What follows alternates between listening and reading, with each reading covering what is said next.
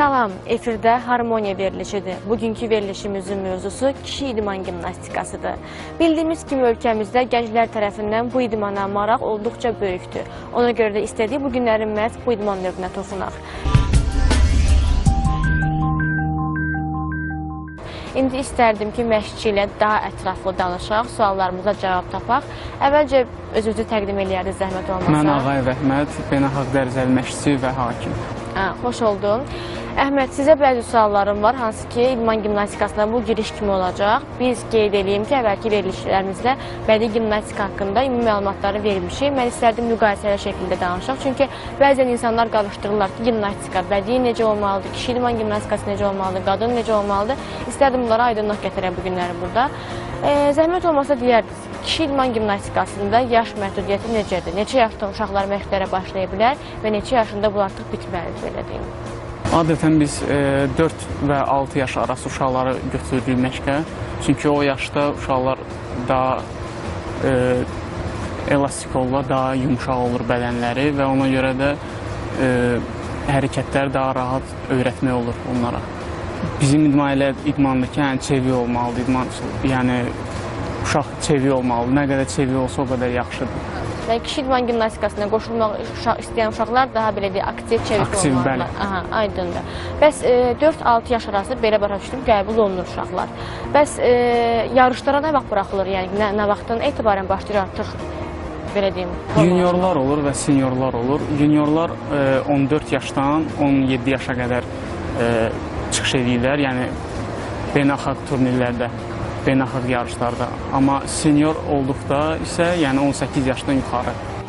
Deməli 14-dən başlayır, 18-ə qədər davam edir yarışlarda uşaqlar. Bəli, 14 yaşından artıq beynəlxalq arenada çıxış edir. Beynəlxalqdan. Bəli. Aydındır. Bəs neçə yaşında bu idman növünü artıq bitirmək lazım? Çünki bədii gimnastika belə deyim, biraz erkən yaşlarda bitir. Çünki elə əslində kişi idman gimnastikası kimi o da erkən yaşlarda başlayır deyə belə bitir, yəni belə deyim. O da 3 yaşdan başlayır, 4 yaşdan başlayır.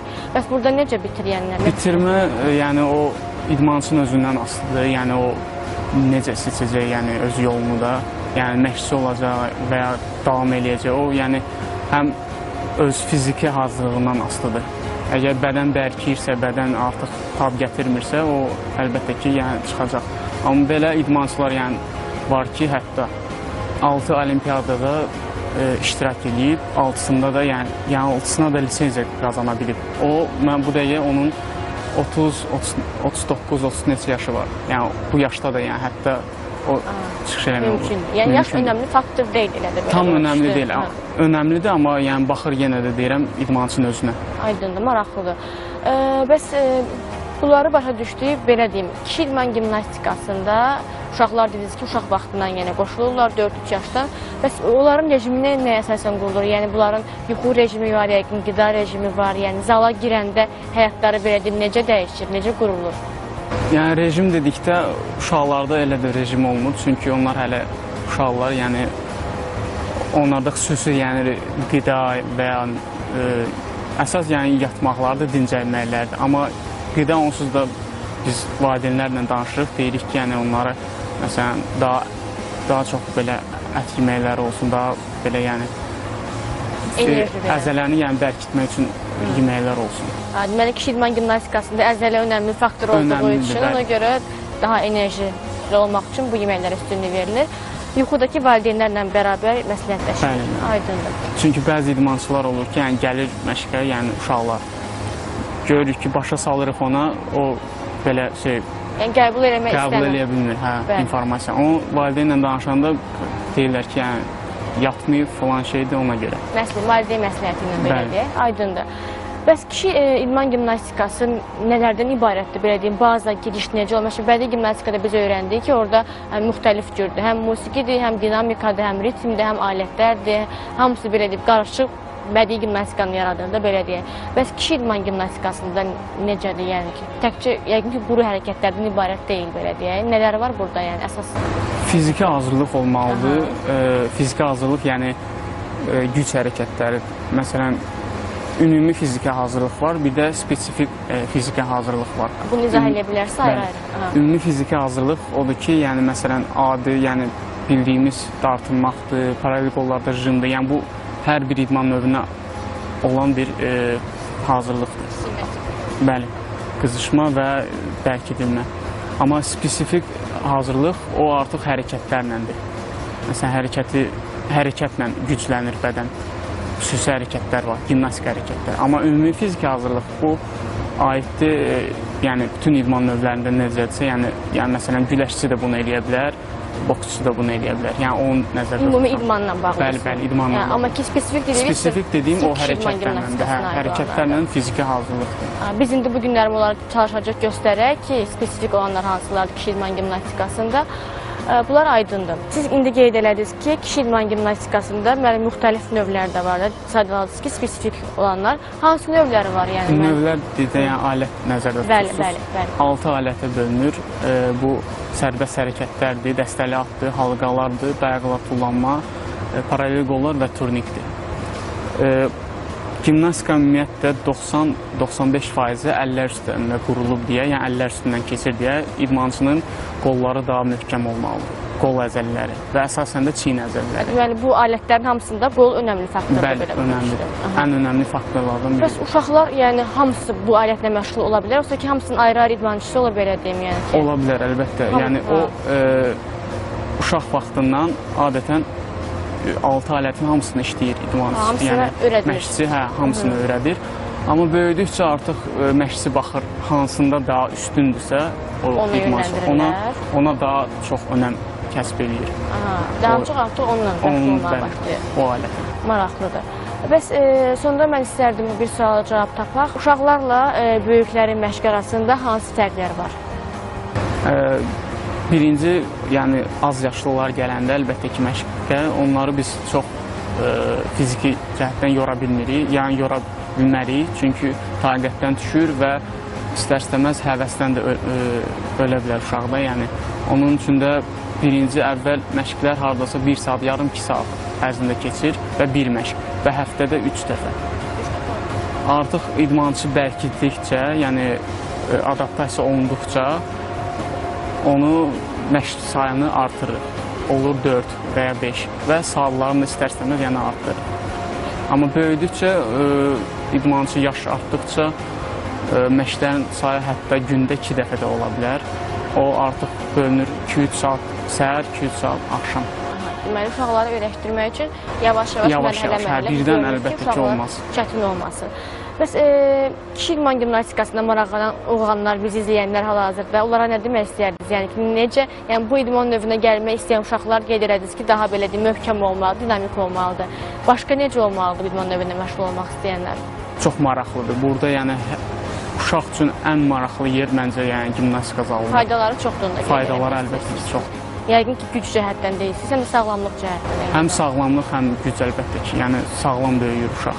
Bəli. Biz bugün bunlar haqqında danışacağıq, təbii ki, daha ətraflı, amma istəyərdim artıq biz söhbətlərdə elədik, danışdıq, bunları tətbiq eləyək, yəni əyani göstərək ki, məşqlər necə gedir, necə hazırlaşır uşaqlar, yəni bizi izləyənlər də bəzi hərəkətlər yəqin ki, bizə baxıb eləyə bilərlər, keçid olaraq onu da istəyirsə artıq hərəkətlərə. Sərbəst hərəkətlər ölçüsü 12-12 olan və əlavə 1 metr məhdudlaşdırıcı təhlükəsizlik xətti ilə əhatə olunmuş xüsusi gimnastika xalçasında yerinə yetirilir. Sərbəst hərəkətlər özündə gücü, elastikliyi, tarazlığı əks etdirən templi, akrobatik və qeyri-akrobatik elementlərdən ibarətdir. Burada mayalı qaşma, salto, şpaqat, əllər üstə dayanma və digər elementlər daxildir. Bəli, hörmətli izləyicilər, sərbəst hərəkətlər haqqında bizə ümumi məlumatı məşqçi çatdırdı. İndi istərdim artıq hərəkətlərə keçid alaq. Əvvəlcə idmançıları bizə təqdim eləyərdi, zəhmət olmasa. Bəli, Rəsul Əhmədzadə, Həsən Ovanar və Dəmirov Ramin yığma komandanın üzvləridir. Yığma komandamızın üzvləridir deməli. Biz indi onlarla bir yerdə sizə ilkin hərəkətləri göstərəcəyik. İlk hərəkət necədir? Zala girəndə nədən başlamaq lazımdır kişi idman gimnastikasında? Deməli, ayaqlar aralı dayanırıq və əyilmə hərəkətləri edirik. Hər ayağa və ortaya 10 dəfə. Deməli, sağ, sol və ortaya doğru eləyirik. Və axırda da 10 saniyə saxlayırıq. Neçə dəfə eləmək lazımdır? 10 dəfə. Belə saxlayırıq 10 saniyə. Bəli, orada və hər ayaqda da 10 saniyə saxlayırıq. Hər hərəkəti, hər ayağa fərqli eləyirik, yəni 8-8, aha. Bu nəyə kömək edir bu hərəkət məsəl üçün? Bu, arxa əzəlləri açması üçündür, dartılması üçündür. Deməli, bu hərəkət ayaq əzəllərini möhkəmlənməyinə kömək edir. Yox, açmaq üçündür əsas. Açmaq üçün, aha. Bəli. Daha Yəni, sonra dartmaq hansı hərəkət var? Daha sonra keçirik eynicə ancaq ayaqlar bir yerdə. Bunu da 10 dəfə edirik və saxlayırıq. Yoxlayaq. Deməli, eynən bu qaydada Bəli. əlimizi yerə çatdırmalıyıq, tam yerə dəyməlidir əlimiz. Bura dartılmalıdır ki, ayaq əzəllərimiz möhkəmlənsin və açılsın. Eynən bu qaydada. 8 dəfə bunu da eləyirik dediniz.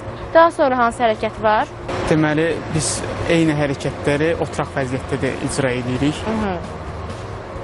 Bunları edərkən pəncələri idmançılar dartmalıdır. Dartmalıdır. Bəli. Bu bədii gimnastikada da var, pəncərəni dartmaq. Bəli. Burada da eyni qaydada icra olunur. Burada sadəcə daha çox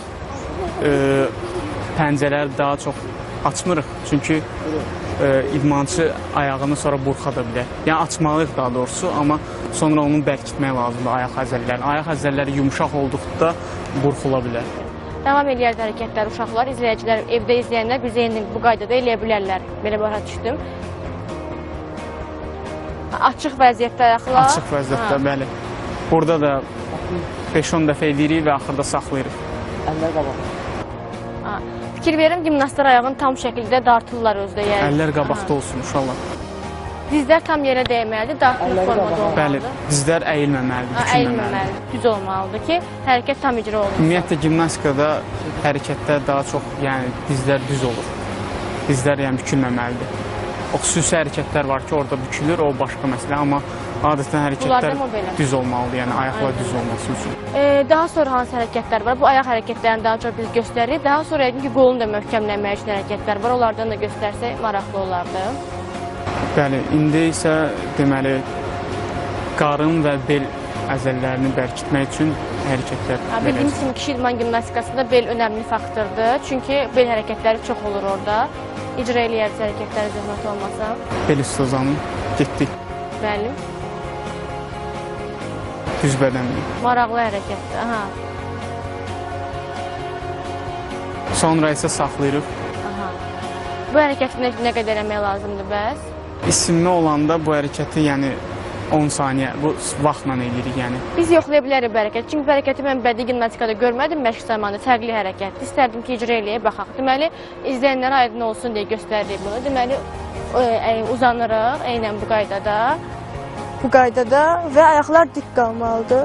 Eynən hərəkəti icra edərkən necə eləmək lazımdır, ona baxıb eləyərdik. Aha, ayaqlar. Deməli, ayaq elə bilməməli, düz qalmalı. Çanaq da bükülməməlidir idmançı. Bel yumru olmalıdır, yumru şəkildə eləməlidir və çanaq da bükülməməlidir. Çünki çanaqda büküləndə artıq aşağı preslər işləmir. Aşağı qarın əzəlləri işləmir. Bu hərəkət deməli həm belə, həm ayağa, həm qarın əzəllərinə bu əsasən qarın üçün. Əsasən də qarın əzəllərinə kömək edir. Aydındır. İndi biz sırf kişi idman gimnastikasında məxsus hərəkətləri göstəririk, məşq hərəkətlərini, sərbəst hərəkətlərdir bunlar. Daha sonra hansı belə deyim, fərqli hərəkət var, hansı ki, sırf bu idman növünə məxsusdur o məşq? Deməli, spiçak hərəkəti var. Biz ayaqlar aralı onu icra edirik. Əllər yerdə, spiçak. Ayaqlar aralanır, əllər önə gedir, aşağıdan yuxarıya doğru qalxır. Bu dediyim xüsusi, spesifik gimnastika hərəkətidir. Sırf kişi idman gimnastikası üçün. Bəli, eynən bu qaydada hərəkət yerinə yetirilir. Bu az yaşlıların məşqində yəqin ki, mümkündür. Bəli, az yaşlılar olanda bundan bu hərəkətdən başlayır. Az yaşlımız məncə sizsiz, ona görə istərdim siz özünüzə məxsus tərzdə onu göstərərdiniz. Aha, ayaqlar tam düz. Daha sonra... Əllər üstdən dayananda idmançı başını həmişə əllərin arasında saxlamalıdır. Yəni, başı çıxmamalıdır və çanaqda bükülməməlidir idmançı. Deməli, başla əllər paralel şəkildə dayanmalıdır. Bəli, tam bir xət olmalıdır. Yəni, bir xət üzərində olmalıdır. Və çanaq çıxmamalıdır. Aha, aydındır. Daha sonra hansı xalça üzərində sərbəst hərəkətlər var? Bu elədiyimiz indi hərəkət qeyri-akrobatik hərəkət sayılır. Qeyri-akrobatik. Qeyri-akrobatik. Akrobatik hərəkətlərdənsə, məsələn, indi salto arxaya icra eləyə bilərlər uşaqlar.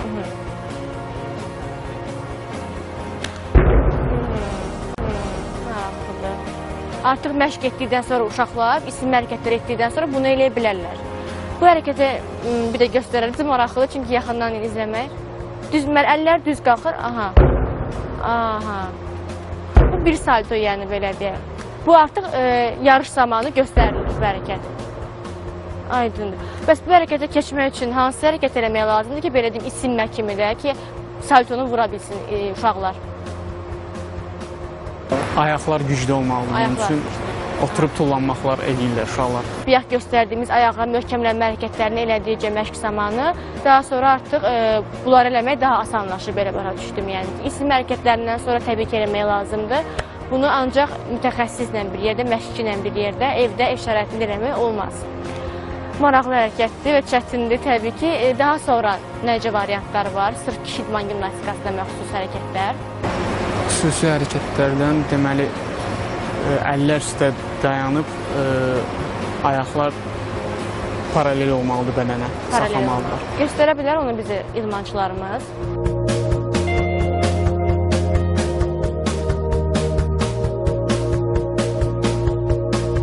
Yenə qolda güc olmalıdır. Kişi idman gimnastikasının ən önəmli faktoru qollar mütləq güclü olmalıdır, bəli. Aha, bir də icra eləyərdiniz. Aha, yenə o qaydada. Bəli. Bunlar sadə variantlardır, səhv eləmirəmsə hələ. Get-gedə müxtəlif formalar Bəli, onu eyni cür, yəni bu belə də eləmək olur. Yəni daha çox qaldırır idmançı. Yəni gücləndikcə daha da artırmaq olur. Çətinləşir. Bunları eləyirsiniz ki, yarışa hazırlaşmaq üçün belə deyək də, digər hərəkətləri icra eləmək üçün. Aha. Daha sonra hansı qol, ayaq və yaxud da bel hərəkətləri var kişi idman gimnastikasında? Bu bildiyimiz jim hərəkətidir. Aha, göstərərdir uşaqlar. Bunu icra edərkən idmançı bədənini sındırmamalıdır. Necə olmalıdır? Bel hissəsini sındırmamalıdır. Bel hissəsini sındırmamalıdır. Və sinəsi və burnu bacardığı qədər aşağı enməlidir. Davam eləyər uşaqlar göstərərdir, çünki aydın olsun belə deyim. Jimin düzgün edilmə qaydası bizi izləyən oğlanlara məncə maraqlıdır ki, evdə baxıb düzgün eləyə bilsinlər. Deməli, necə olmalıdır? Əllər tam yan çək, sağa sola düz dayanmalıdır, paralel dayanmalıdır. Bədən də tərpənməyən baş əyilməməlidir ilə bu qaydada, yerinə yetirilməlidir. Baş əyilmədən bəli, baş düz olmalıdır. Evdə eləyə bilərlər uşaqlar bunu. Biz xalça üzərində ümumi isim hərəkətlərini asandan çətinə doğru göstərdik. Artıq istərdim ki, yarışlarda kişi idman gimnastikasında hansı hərəkətlər icra olunur, qismən onları göstərək. Məncə izləyənlər də maraqlı olacaq. İdmançılarımız hərəkətləri göstərsinlər, zəhmət olmasa. Bu üç hərəkətdən ibarətdir. Deməli, randa birinci edir, sonra flag edir, sonra saltoya keçir.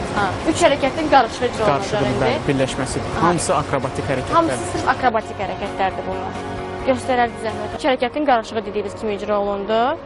Və idmançılar bu hərəkəti etdikdə axırıncı hərəkəti emmə hərəkətini, yəni idmançı tam şəkildə açılmalıdır, bədəni tam şəkildə açılmalıdır. İdmançı tam bu qayda düz, yəni... Bəli, hazırlıqlı vəziyyətdə emməlidir. Hazırlıqlı emmə qaydalarda da var, yəni hakimlikdə. Ona görə hakimlər xal çıxır. Yəni idmançı bükülərək düşməməlidir yerə.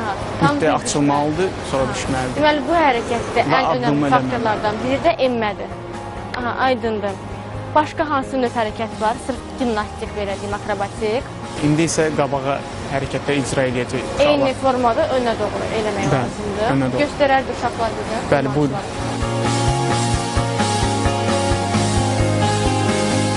Önə daha fərqlidir. Ayaq açıldı qabağa, bir ayaq. Bir də göstərərdi, aydın olardı. Burada da eynən üç hərəkətin qarışığı var, dediyiniz kimi. Bu hərəkəti icra edəndə ayaqlar açılmalıdır mütləq. Dizləri bükülməməlidir. Dizlər bükülməli, düz açılmalı. Bükülür, ancaq hərəkətin özündədir. Yəni, salto icra edərkən saltonun özü belədir. Yəni, qruplaşdırılmış şəkildə. Bükülməli dizlər. Sıxılmaq lazımdır.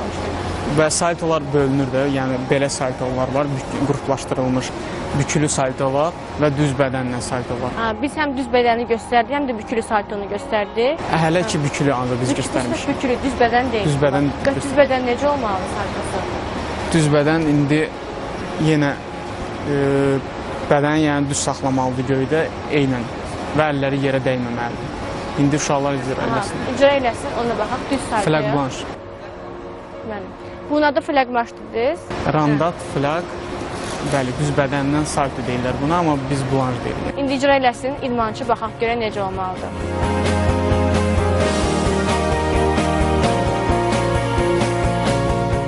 dümdüz fırlanır və heç bir əyilmə hərəkəti yoxdur, maraqlıdır.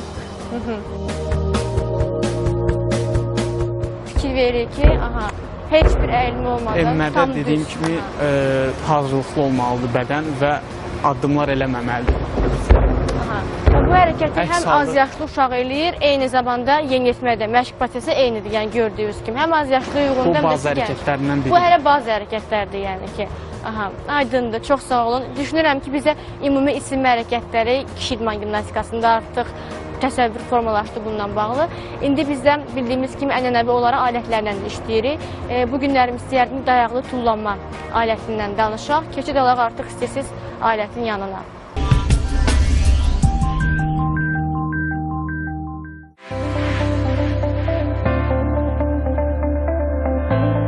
Alətin hündürlüyü 115 sm, eni 35, uzunluğu isə 160 sm təşkil edir.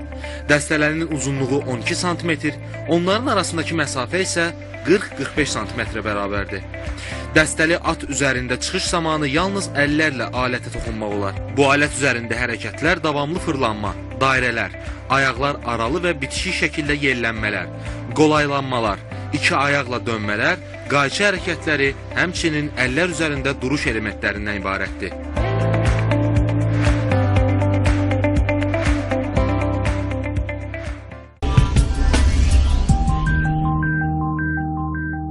Biz xalça üzərində hərəkətləri göstərdik, idmançıları sağ olsunlar göstərdilər. İndi isə biz istəyirik artıq alətlərdən danışaq. İlk alətimiz dəstəli atdır. İdmançılar alətə yaxınlaşmamışdan qabaq əllərini maqnezium vasitəsilə mazlayırlar və bu maz vasitəsilə idmançı əlini daha möhkəm tuta bilir alətdən, yəni sürüşməsin deyə.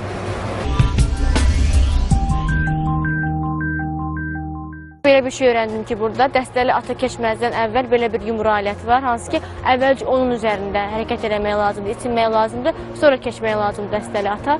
Mən istərdim ki, nümunəni göstərək, ilk nümunəni necə olmalıdır? İlk nümunə dəstəli atda yellənməkləri öyrənir idmançı. Amma dəstəli atdan öncə düz bundan başlamaq lazımdır. Bu, yəni dairə hərəkətləri üçün, başlaması üçündür. Amma ümumi hərəkət, yəni yellənmələrdir birinci Dəstəli at başlamaq. üzərində. Bəli, dəstəli atın üzərində. Göstərərdi idmançımız.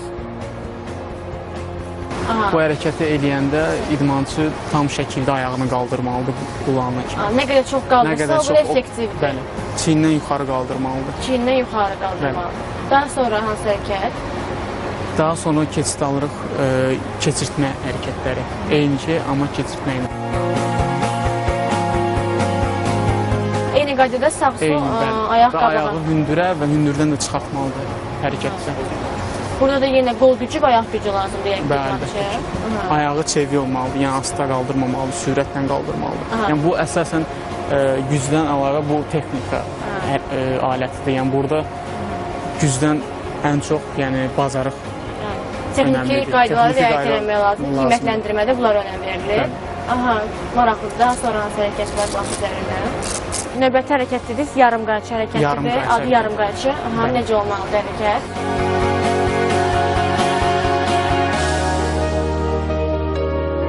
Bunlar yarım qayçı. Bəli.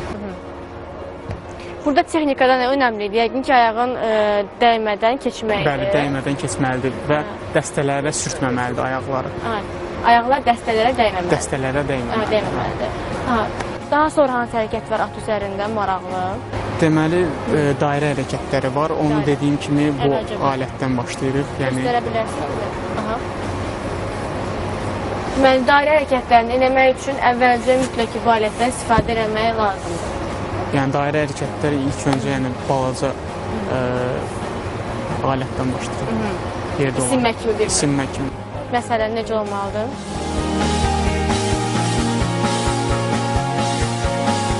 Bu isinməsidir bu hərəkətin.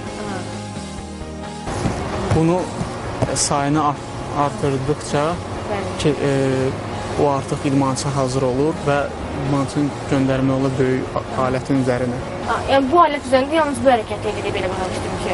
Yox, bu alətin üzərində müxtəlif cür hərəkətlər var. Sadəcə ən asanını sizə dedim ki, bu ümumi hərəkət, yəni dəstəli atda bundan ibarətdir, dairələrdən. Əsas baza budur. Əsas yəni dairələrdir. Buna flop deyirlər. Flop. Flop, bəli. Flop hərəkəti. Yerində fırlanmadır, əsas bazda fırlanmadır. Deməli, məşqçinin qeyd etdiyi kimi bu alətin əsas funksiyası... Bəli, dairələrlə fırlanma hərəkətlərdir əsası. Və Rus dairələri də var. Rus dairələri. Bu, eynən də sərbəst hərəkətlərdə də var bu. Deməli, növbəti hərəkətimizi digər idmançı yerinə yetirəcək. Siz qeyd ediniz ki, bir dənə hərəkət var, adı necə gedirdi onu? Bu, Rus dairələri adlandırılır bu hərəkətin adı. Bu hərəkət eynən sərbəst hərəkətlərdə də var.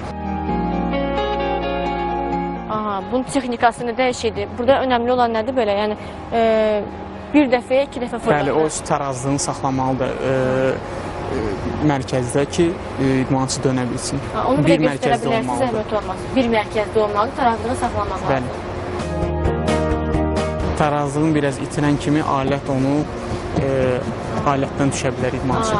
Əsas önəmli faktor tarazlıq. Tarazlıq. Bu, dəstəli atın əsas elə cəhdlərindən biri odur ki, yəni tarazlığı saxlamağı bacarmalıdır idmançı. Deməli, dəstəli atda texnika, tarazlıq önəmli faktordur və əvvəlcə burada da bunlar öyrədilir bu alət üzərində. Daha sonra hansı hərəkət var bu alətlə bağlı və yaxud at üzərində? Daha sonra at üzərində hərəkətlər var. Eynən o da dönməklə bağlıdır. Dönməklə. Bəs mənə maraqlıdır, az yaşlı uşaq at üzərindən çıxıb hərəkət edə bilər, yoxsa ki, ancaq... Az yaşlı uşaq başlayır göstərdiyimiz kimi ancaq yellənmə hərəkətlərinə. Yalnız yellənmə hərəkətləri. Çünki dairə hərəkətləri çətin olduğuna görə, həm atın özü hündür olduğuna görə idmançı, yəni uşaq hələ ki onu icra eləməyə gücü çatmır və bacarığı yoxdur. Onun üçün də bu alətdən istifadə edir. Bunun digər növü də var, balaca. Onların üstlərində eləyirlər. Deməli, uşaqlara onda belə çıxır ki, bu alətdə hələ tam uyğun olmadığına görə gənc üzərində işləmək daha düzgün olardı. Onda at üzərində daha hansı hərəkətlər var, onu göstərərdi. Bəli, indi göstərəcəyim. Dönmə hərəkət, dairə ilə dönmə. 180 dərəcə dönür, əlini qoyur digər dəstənin üstünə və təzədən gelir dairəyə.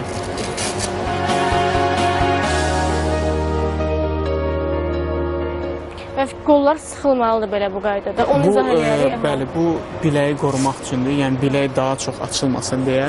Çünki biləyə daha çox güc düşür bu alət üzərində. Biləyə güc düşdüyü üçün o bağlayır ki, manjit kimi bir şeydir.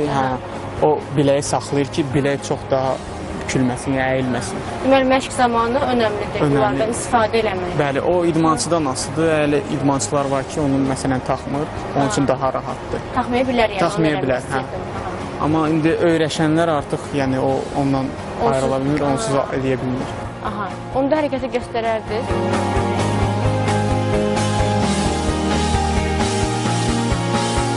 Bu daha çətin hərəkətdir deyəsən qeyd edək. Bəli, bu çətin hərəkətdir. Həm önə, həm sağa, həm sola qarışıqdır biraz. Bu hərəkətdə önəmli olan faktor nədir bəs? Bu hərəkətdə bir dəstənin üzərində özünü saxlayıb və təzədən keçmək digər dəstəyə. Keçidlərdir. Bir də göstərə bilərdiniz, keçidlərə görə maraqlı gəldi. Eyni qaydada ki, izləyənlərə tam aydın olsun.